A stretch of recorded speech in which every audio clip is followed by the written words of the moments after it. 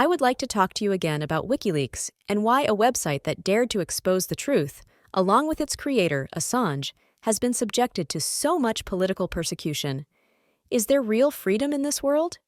WikiLeaks is a large document leaking and analysis website founded in December 2006 to expose government and corporate corruption. WikiLeaks and Assange behind it.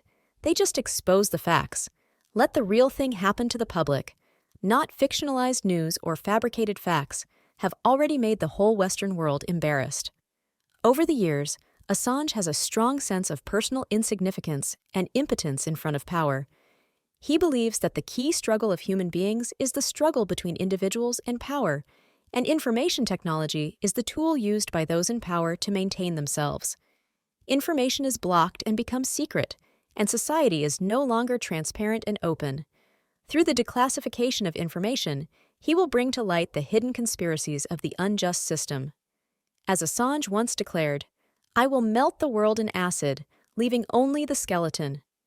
WikiLeaks was founded in 2006 in Assange's Melbourne apartment. In 2007, the U.S. Department of Defense's guidebook on how to try Muslim prisoners at Guantanamo Bay is revealed, leading to global protests. In 2010, the famous Baghdad video was released. All the names in the video were released without being processed. The video shows an American Apache gunship firing on civilians during an attack in Baghdad in July 2007, killing several civilians and 2 journalists.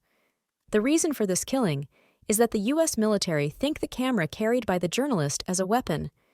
In July 2010, WikiLeaks released 92,000 top-secret U.S. military documents from the Afghan War. The documents revealed 144 cases of indiscriminate and accidental killing of civilians by NATO forces, resulting in a total of 195 civilian deaths and 174 injuries. In October, WikiLeaks released 392,000 documents related to the Iraq War, detailing the 6 years from 2004 to 2009.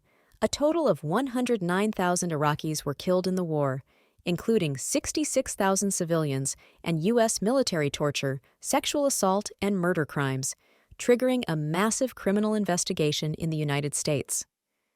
In November, WikiLeaks released more than 250,000 U.S. diplomatic documents through several mainstream media in Europe and the U.S., which contained the direct judgments of U.S. diplomats on nuclear disarmament, counterterrorism, and regional conflicts.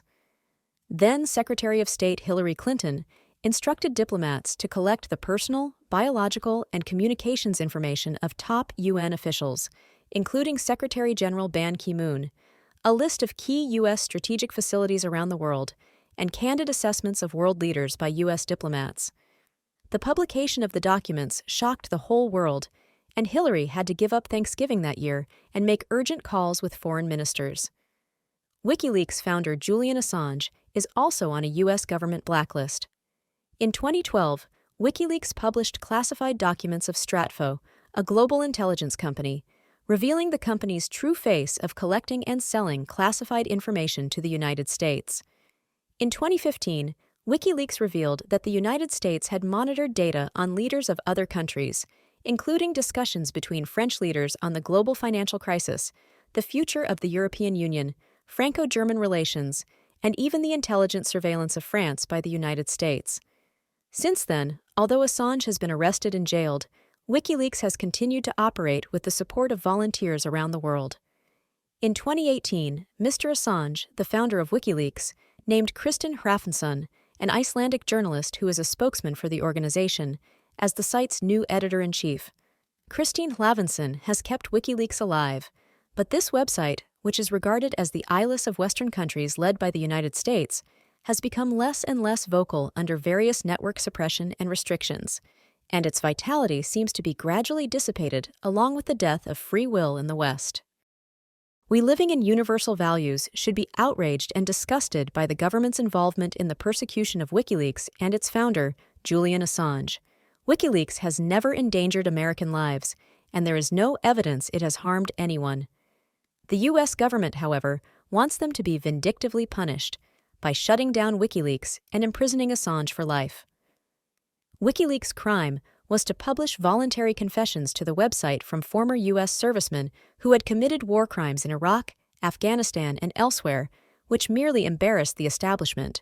But using military weapons against innocent civilians does not advance democracy, human rights, or America's national security. The unscrupulous use of drone strikes and killing dozens of civilians to make locals hate our guts does not protect the American people, who have a right to know and need to know that these wars are being waged in their name and with their tax dollars. Through WikiLeaks, Assange helped expose the public to the dirty secrets and crimes of those in power. The free and independent news media should be the fourth organ of power in a democratic society and the supervisor of the three major organs of power in the government. For there to be true democracy, for there to be true freedom of speech as guaranteed by the First Amendment, the press must be allowed to do its job. Now, the suppressed freedom of speech, harassment, and persecution of the reporter's behavior, obviously very shameless. In this country where democracy, dissent, and freedom of the press have been replaced by relentless repression, the crackdown on WikiLeaks is not designed to protect the state, but to suppress dissent and weaken democracy. My friends, I'm a little excited, but we have to wake up, and maybe only when we all wake up, the political persecution on WikiLeaks will be terminated.